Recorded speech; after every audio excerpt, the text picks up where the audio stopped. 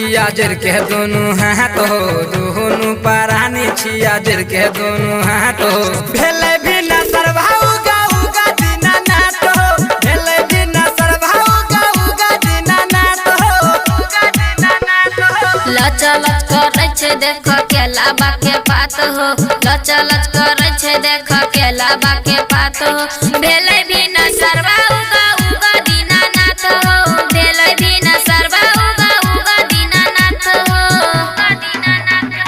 DJ good Madhubani DJ good Madhubani भेले भी न सरभाउगा उगा दीना नाथ हो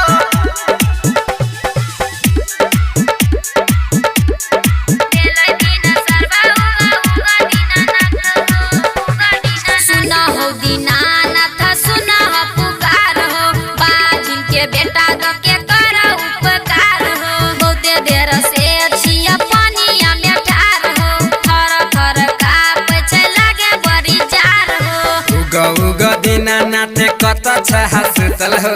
उगा उगा दीना नाथ कत छ हसतल हो भेले भी न सरभाउगा उगा दीना नाथ हो भेले भी न सरभाउगा उगा दीना नाथ हो उगा दीना नाथ हो DJ good Madhubani DJ good Madhubani भेले भी न सरभाउगा उगा दीना नाथ हो भेले भी न सरभाउगा उगा दीना नाथ हो